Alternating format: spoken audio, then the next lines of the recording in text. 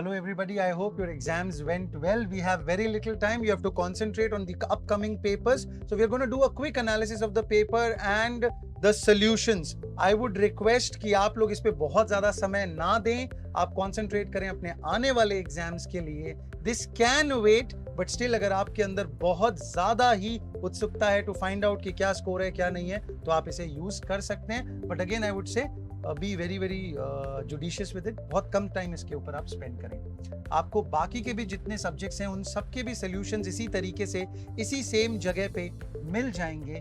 तो इसके लिए आप सब्सक्राइब कर लीजिए और बेल आइकन को प्रेस कर दीजिए ताकि जैसे ही नया सॉल्यूशन आता है आपको मालूम चल जाए. Let's move.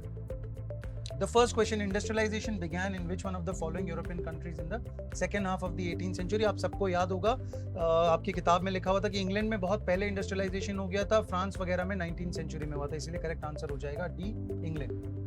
Which type of government were mainly driven in Europe after the defeat of Napoleon in 1815? Napoleon ने आने के बाद में काफ़ी कुछ रेडिकल चेंजेस लेके आया था, लेकिन जैसे ही नेपोलियन को हराया गया पुरानी सारी मोनार्कीज जो थी वो एक्टिव हो गई और उन्होंने वापस से पुराने ढर्रे को लाने का प्रयास किया. They tried to rebring the old traditions and rule.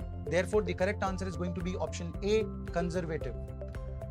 Which one of the following group of countries collectively defeated Napoleon in the year 1815? The answer to this question is going to be Britain, Russia, Prussia and Austria. These are the four countries which defeated Napoleon.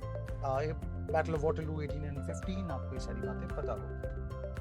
In which one of the following countries did the first liberalist nationalist upheaval take place in July 1830? We all know that nation state का concept, liberalism का concept कहीं ना कहीं France की then है. France is going to be the correct answer. Very easy question. Who among the following remarked, when France sneezes, the rest of Europe catches cold? Anybody who's been practicing on our test series would know that Metternich was from day one very, very important, and in every test paper we kept a question on it, and it's very easy. Duke Metternich would be the correct answer, option B. Who among the following was the architect for the unification of Germany? So we have to be careful. It is not being asked ki ruler kaun bana, who became the king. The question is who was the architect. The architect was Otto von Bismarck.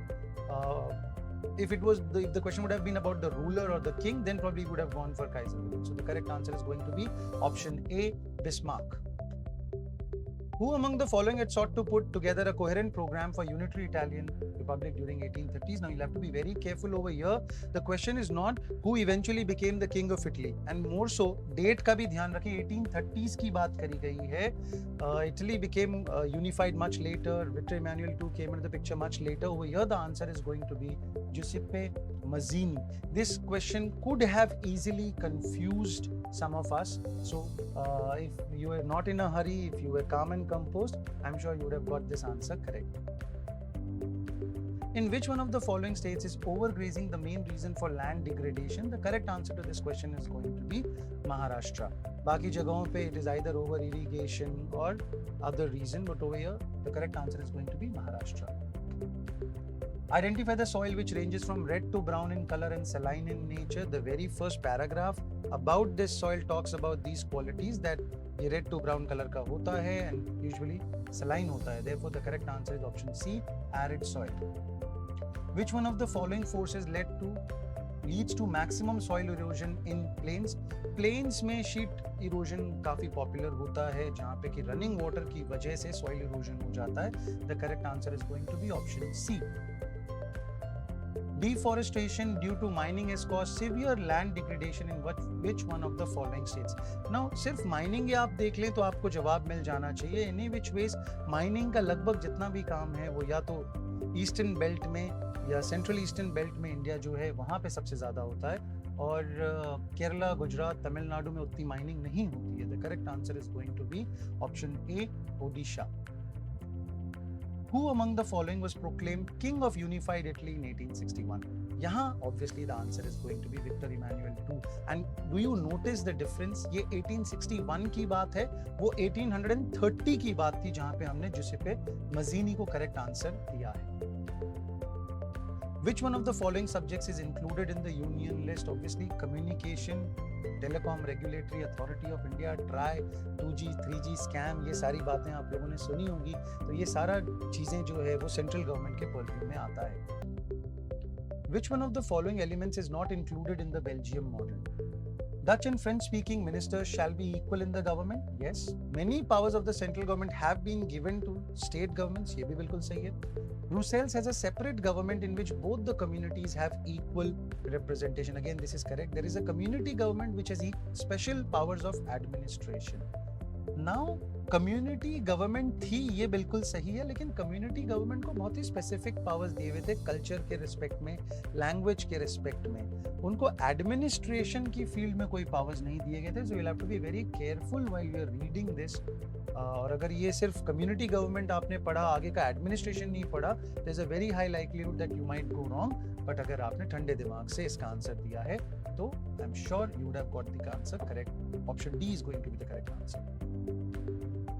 Which one of the following countries is the example of holding together federation? Your options are Australia, USA, Switzerland, India. Now, I'm sure you remember Australia, USA are all examples of coming together federations.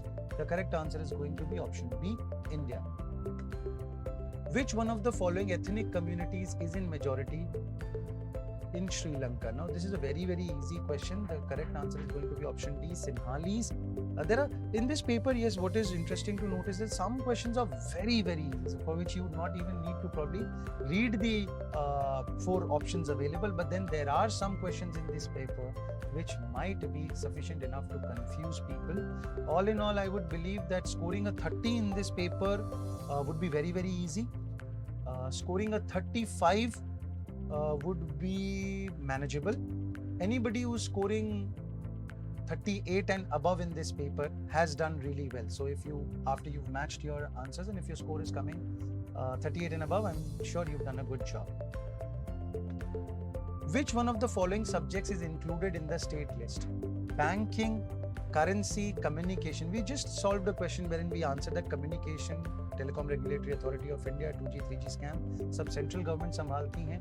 Banking and currency, of course, we've not forgotten demonetization. So we remember all of these things are handled by the central government. The state government is responsible for trade and commerce. Therefore, we can go for business. Option B is going to be the correct answer. Activities which help in the development of primary and secondary sector comes under which one of the following sectors? Now, this is like A और B की मदद कौन कर रहा है, and obviously अगर A और B और C तीन ही चीजें होती हैं तो correct answer is going to be C.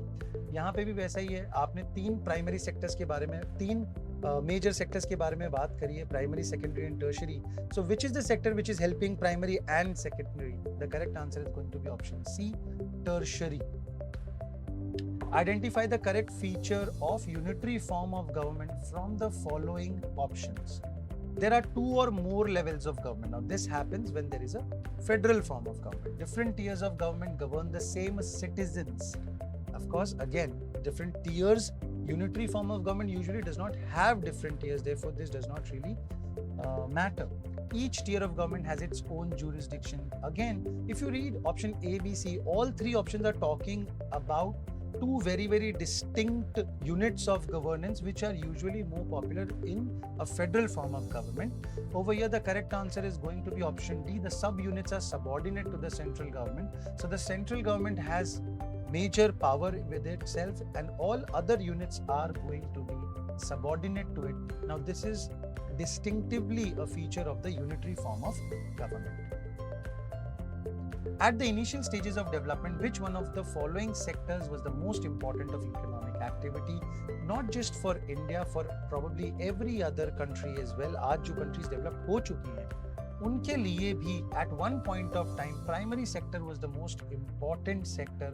It resulted the maximum amount of income. Therefore, the correct answer is going to be option A, only and only because वहाँ पे initial stages लिखा हुआ है.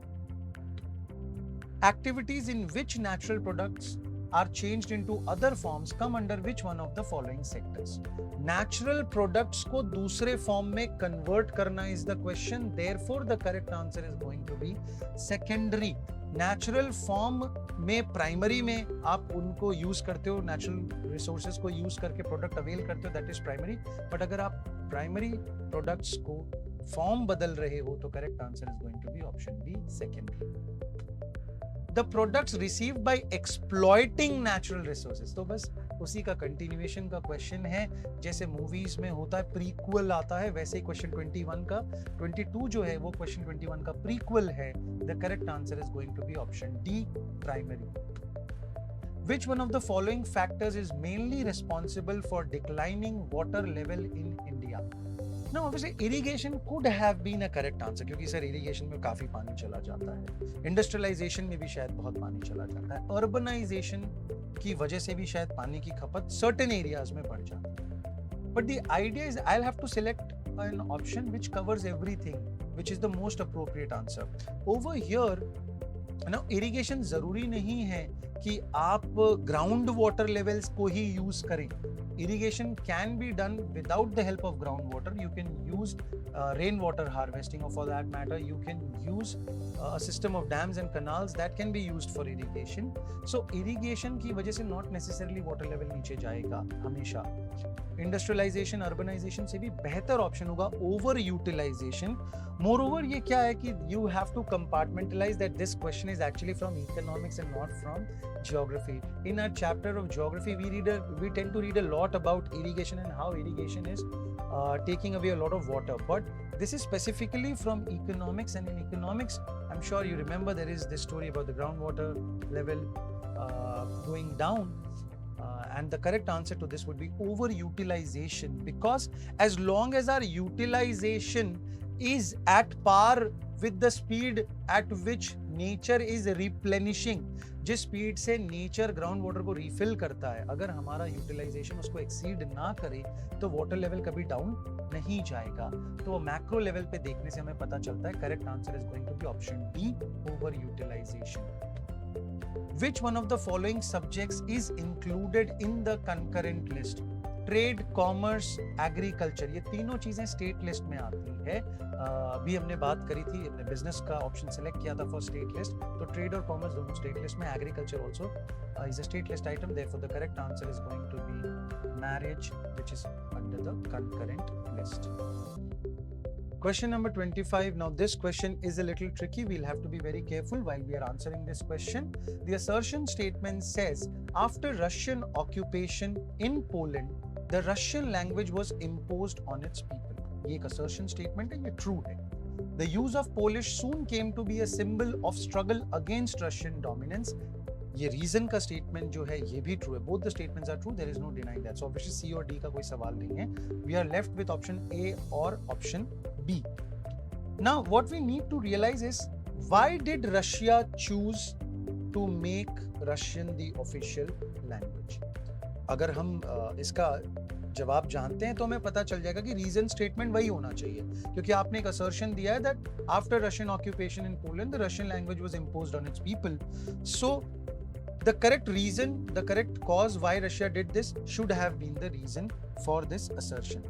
So Russia chose to impose the Russian language because probably Russia was aware that language is also a very, very vital factor and it contributes to nationalism. If people are connected with the same language, they tend to understand themselves much better. They tend to connect with each other on multiple levels, and therefore Russia wanted कि लोग जो Poland में रहते हैं वो अपनी Polish भाषा को भूल जाएं, अपनी पुरानी जो भी उनका हेरिटेज था उसे भूल जाएं और रशियन लैंग्वेज में बात करने लग जाएं और अपने आप को रशियन एंटिटी का हिस्सा मानने लग जाएं. अगर ऐसा कुछ भी हमें दिया हुआ रहता रीजन स्टेटमेंट में तो हम ऑप्शन ए को मार्क करते. बट हमें बताया गया use of Polish soon came to be a symbol of struggle against Russian dominance. तो पहले तो रशियन डोमिनेंस होगा, फिर रशिया मुझ पे इंपोज करेगा कि आप अपनी भाषा यूज नहीं कर सकते. तब as a sign of struggle, as a sign of a revolt, I would say that no, मैं अपनी ही भाषा यूज करूंगा. I am going to use my own language. Therefore, अगर ये ऑर्डर चेंज होता, जो रीजन स्टेटमेंट है वो अगर असर्शन में होता और जो असर्शन स्टेटमेंट है वो अगर रीजन में होता, we could have still selected option A. Over here, the better answer is going to be option B, because दोनों करेक्ट तो हैं लेकिन reason statement is not explaining the assertion statement. Read the facts regarding the revolution of the liberals in Europe. during 1848 and choose the correct option. Abdication of the monarch, universal male suffrage had been proclaimed. Yes, बहुत ही carefully ध्यान देना है. Universal adult suffrage नहीं कहा है. Had the point been universal adult suffrage, हमने उसे false माना होता. Political rights to women were given. The problem lies over here. Women were not given political rights. Freedom of the press had been asked for. So the correct answer is going to be option D, where 1, 2 and 4 are correct. Two statements are given below. Very, very easy question. Weavers in Silesia led a revolt against contractors. उन्होंने revolt किया contractors के against. क्यों किया? Because contractors ने उनकी payment कम कर दी थी. That's the correct answer. So option is going to be the correct answer is going to be option A. Both the statements are true. और जो reason statement है वो assertion का बढ़िया explanation. On which of the following modern aspects did the new Germany place a strong emphasis? Your options are currency, banking, legal system and demography. तो Germany ने जब अपना नया मॉडर्न स्टेट बनाया, उसने करेंसी पे, बैंकिंग पे, लीगल एंड जुडिशियल सिस्टम पे काफी फोकस किया. Demography is the study of population, ये यहाँ पे इररिलेवेंट हो जाएगा. Therefore the correct answer is going to be option D, wherein 1, 2 and 3 are correct. Which one of the following Italian states was ruled by an Italian princely house? आप जानते हैं Italy अलग अलग हिस्सों में टूटा हुआ था. Northern Italy, southern Italy, central जहाँ पे पेपल स्टेट था, और सिर्फ एक ही हिस्सा ऐसा था जहाँ पे कि जो रॉयल प्रिंसली हाउस था वहाँ के लोग रहते थे, and that place was Sardinia Piedmont. So the correct answer is going to be option D, Sardinia Piedmont. Identify the characteristics of Cavour among the following and choose the correct option. He was an Italian statesman, बिल्कुल correct. He spoke French much better than Italian, ये भी बिल्कुल सही बात है. आपको याद होगा लिखा हुआ था like the elite of Europe. He spoke French much better than Italian. He was a tactful diplomat. Of course, this is the correct option because इसी diplomacy की वजह से he was able to take the support of France and remove Austria from northern Italy. He belonged to a royal family. ये वाली बात सही नहीं है. Therefore, the correct answer is going to be option B. 1, 2 and 3 are correct. Two statements are given below. Let us read this assertion reasoning का question. In Britain, the formation of the nation state was not the result of a sudden appeal. Reason mentioned is ethnic groups of Britain extended its influence. So, unlike France or for that matter Germany, जहाँ पे कि revolt हुए, rebellions हुई, bloodshed हुआ, Britain में इतना ऐसा कुछ भी देखने को नहीं मिलता है. In fact, it is a curious case. It's a unique case जहाँ पे nation state का concept आया and gradually आया. Over the years धीरे धीरे changes आते गए and there was no sudden appeal. ऐसा कोई बैस्टील के जैसा कोई घटना ब्रिटेन के इतिहास में नहीं हुआ था. Therefore, the correct answer is going to be option A. Both the statements are true and R is a perfect explanation for A. Which among the following is not a problem of resource development? Depletion of resources for satisfying the greed of few individuals. Obviously, ये गलत बात है, इसकी वजह से problem होती है. Accumulation of resources in few hands यानी कि inequality of distribution की वजह से भी प्रॉब्लम होती है. Indiscriminate exploitation of resources यानी कि if you are not doing a sustainable utilization, or if you are exploiting the resources beyond what it should have been, that is also going to be a problem. The last option is an equitable distribution of resources. अगर equitable distribution हुआ है resources का तो ये तो एक बहुत ही अच्छी बात है. There is no reason for you to complain. Therefore, the correct answer is going to be D. Which one of the following human activities has contributed most in land degradation? Now, obviously, बहुत कुछ हमने किया है जिसकी वजह से land की हालत खराब हुई है. But what is that one thing which has led to the maximum damage? And the answer to that question is going to be deforestation. Two statements are given. Indian farmers should diversify their cropping pattern from cereals to high value crops. Cereal कम उगाइए, high value crop ज़्यादा उगाइए. इससे क्या होगा? आपकी income भी बढ़ जाएगी और एनवायरमेंटल डिग्रेडेशन भी कम होगा. तो बिल्कुल सही है. दोनों स्टेटमेंट्स ट्रू हैं. रीजन स्टेटमेंट जो है वो बहुत अच्छे से असर्शन स्टेटमेंट को एक्सप्लेन कर रहा है. Therefore the correct answer is going to be option A. Again, assertion reasoning. Majority community is dominant in a few democratic states. Okay, बिल्कुल सही.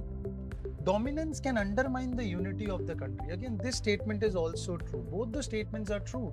But is the reason statement explaining that why majority community is dominant in a few democratic states?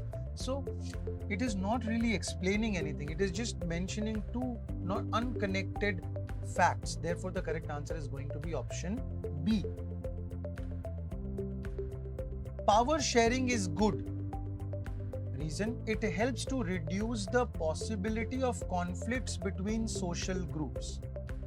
So power sharing is good, yes, of course. And what is the reason? So the reason is also mentioned that it is good because it helps to reduce conflicts between social groups. So in that sense, this answer is also going to be correct. So both the statements are true and R explains A. Choose the correct pair among the following: Russia unitary, China federal, Canada unitary, Argentina federal. I hope you guys remember that there is this map in your chapter which shows in red colors what are the various countries in the world which are following the federal form of administration, and in that map you would observe that Argentina is following the federal form of government. वापस से assertion reasoning का question है, the distrust between the Sinhalese and Tamil communities turned into widespread conflict in Sri Lanka. Reason mentioned is that 1956 Act recognized Sinhala as the only official language. Now, एकदम technically अगर मैं देखने जाऊं तो क्या ये जो reason statement दिया हुआ है, was this the only reason जिसकी वजह से ये conflict हो रहा था? Probably not. There were a lot of other reasons. However, option B को mark करना would be incorrect because ये कहना कि ये तो बिल्कुल भी reason नहीं है would be more wrong. Therefore, even though this is one of the reasons why the distrust increased and the conflict reached the stage that it was in, but because it was a major reason, तो इसको हम option A mark करेंगे. Option A is going to be the correct answer. Identify horizontal power sharing arrangements among the following in modern democracies. आपको option दिया है different organs of government, governments at different levels. अगर government different levels पे है तो horizontal नहीं होगा, फिर वो वर्टिकल पावर शेयरिंग हो जाएगा. डिफरेंट सोशल ग्रुप्स या different parties, pressure groups and movements, ना ये अलग तरह का पावर शेयरिंग है. द करेक्ट आंसर इज कि तीन अलग अलग ऑर्गन्स हैं. अगर मैं कहता हूँ कि जुडिशरी है और एग्जीक्यूटिव है और लेजिस्लेटिव है, ये तीन ऑर्गन्स हैं, तीनों सेम लेवल पे हैं, लेकिन फिर भी एक दूसरे के ऊपर में कंट्रोल एक्सरसाइज कर सकते हैं. तो इसके लिए हम हॉरिजॉन्टल पावर शेयरिंग यूज करते हैं. Correct answer is going to be option ए.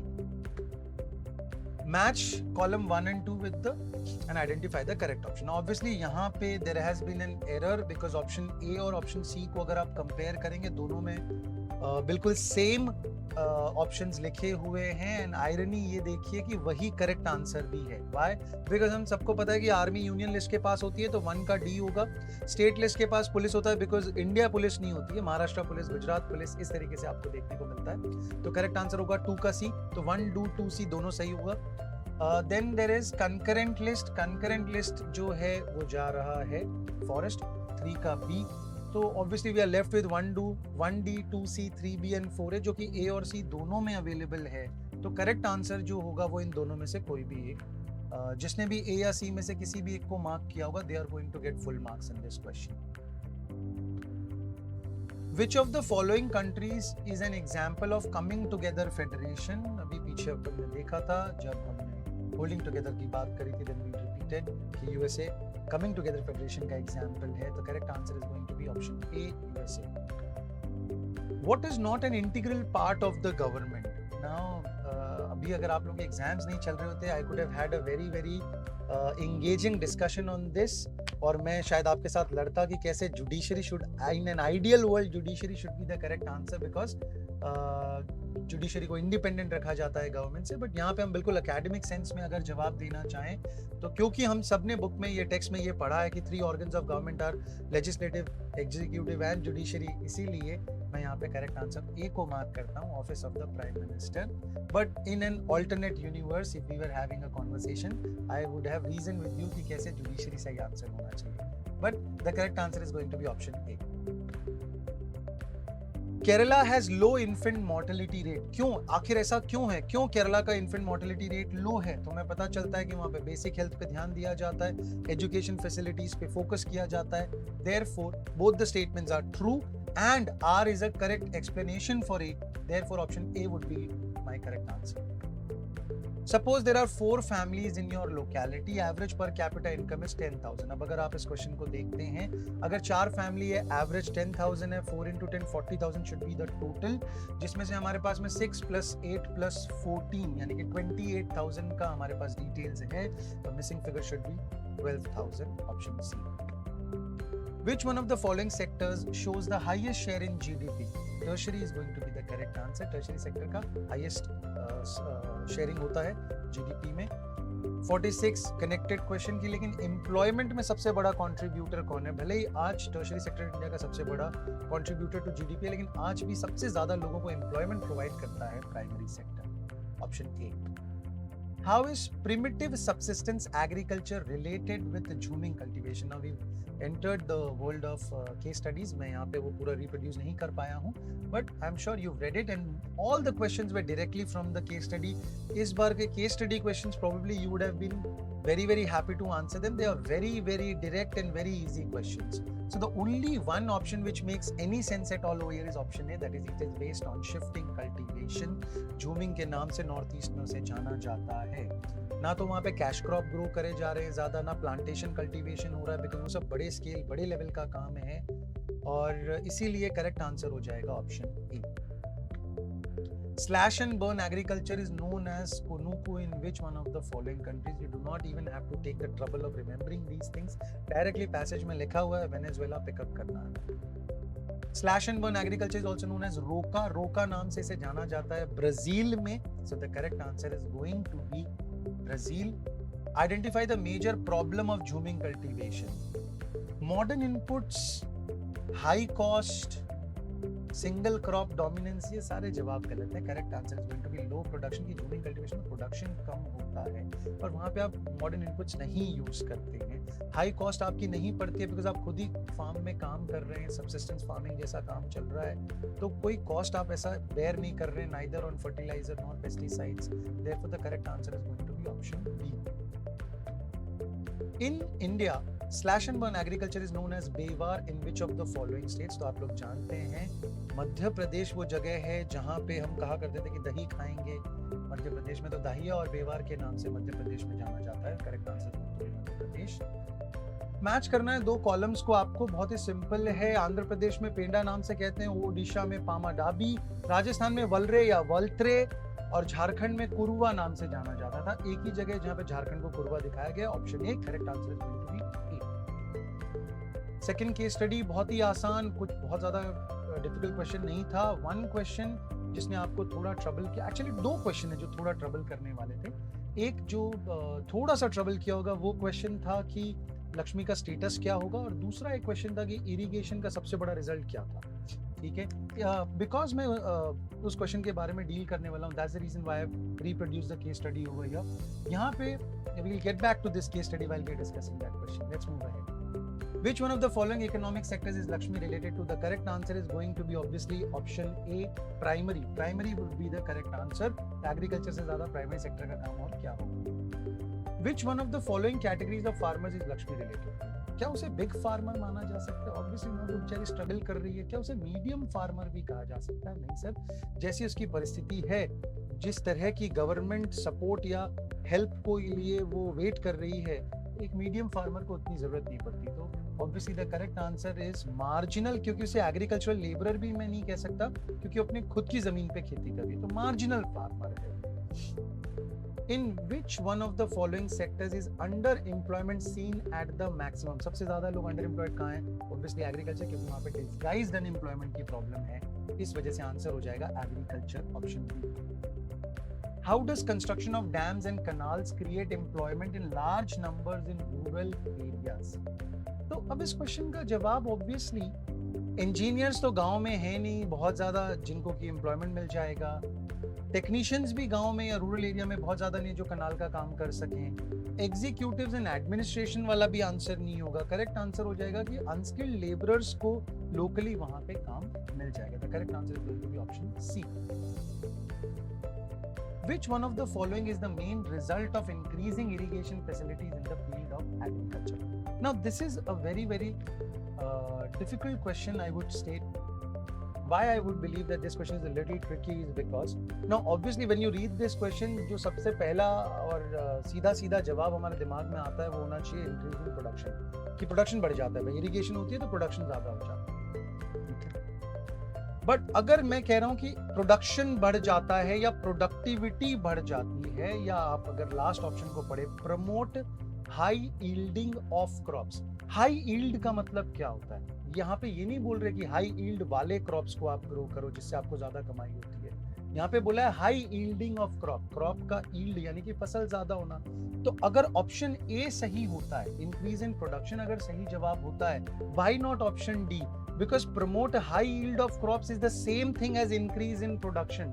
तो ऑप्शन ए और डी दोनों बिल्कुल एक ही जैसी बातें कर रहे हैं बच्चों. ऑप्शन ए और डी दोनों बिल्कुल एक जैसी बात कर रहे हैं. ऑप्शन बी है इंक्रीज इन प्रोडक्टिविटी. प्रोडक्टिविटी का मतलब होता है कि आप मेहनत कम करते हैं लेकिन आपको फल ज्यादा मिलता है. आप मेहनत कम करते हैं लेकिन फल आपको ज्यादा मिलता है. इरिगेशन की आने की वजह से क्या होता है कि आपको मॉनसून के ऊपर रिलाय नहीं करना पड़ता है. आपको मॉनसून के ऊपर रिलाय नहीं करना पड़ता है. तो वो आपकी मदद इस दिशा में कर रहा है कि भाई बिना बारिश के भी आप फसल कर पाएंगे. प्रोडक्टिविटी ज्यादा बढ़ाते हैं फार्म इक्विपमेंट्स. अगर आप फार्म इक्विपमेंट्स यूज कर रहे हैं या फिर हाई यील्ड वैरायटी की सीड्स यूज कर रहे हैं तो वो आपकी प्रोडक्टिविटी बढ़ा देते हैं कि आपकी मेहनत लग रही है कम लेकिन आपको रिटर्न ज्यादा मिल रहा है. तो इरिगेशन में ऑप्शन बी भी नहीं हो सकता. ए और डी, ए सही आंसर हो सकता था बट बिकॉज ऑप्शन डी आपने दिया हुआ है जो बता रहा है promote high yielding of crops which is nothing but increase in production, therefore option A और डी दोनों ही सही जवाब नहीं होने चाहिए. ऑप्शन सी जो लिखा हुआ है चेंज इन क्रॉपिंग पैटर्न, ये सही जवाब होना चाहिए. इसके एक रीजन मैं आपको बता दिया. दूसरा रीजन भी अगर अपने पढ़ें, अगर आप पैसेज को भी देखेंगे बच्चों, यहाँ पे क्या लिखा है? Government can spend some money और banks can provide a loan to construct a well for हर फैमिली. वेल हो जाएगा तो इरिगेट कर पाएगी वो अपनी लैंड को. इरिगेशन करने की वजह से क्या हो जाएगा? Lakshmi will then be able to irrigate her land and take a second crop. वो एक दूसरा क्रॉप ग्रो कर पाएगी वीट का ड्यूरिंग द रबी सीजन, जो शायद उसके लिए संभव नहीं हो पाता.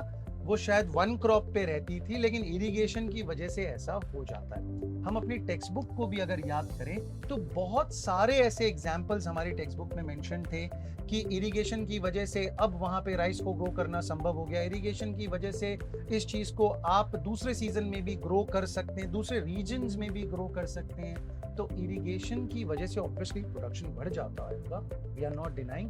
बट दो कारण, एक तो ये कि ऑप्शन ए और डी दोनों सेम है तो अगर ए को मार्क करना सही होता है तो डी को भी मार्क करना सही होना चाहिए था. और दूसरा रीजन ये कि हमारे पैसेज में भी, हमारे केस स्टडी में भी डायरेक्ट रेफरेंस दिया गया है क्रॉप पैटर्न को चेंज करने का. Therefore the correct answer should be option C, change in cropping pattern. ठीक है, आई होप आपको ये बात क्लियर हुई है. Question 58. Which one of the following means of irrigation generally comes under the public sector?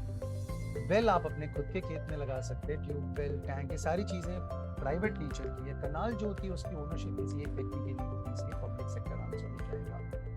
59 map का question है. बहुत ही आसान क्वेश्चन मैप का टेस्ट सीरीज में हमारा भी पॉपुलर क्वेश्चन था ये. आपको 2 पॉइंट बताए हुए, एक ऑप्शन, एक को ए मार्क किया हुआ है, एक को बी मार्क किया हुआ है. पहला क्वेश्चन है, on the outline map of India A is marked as a dam identified from the following options.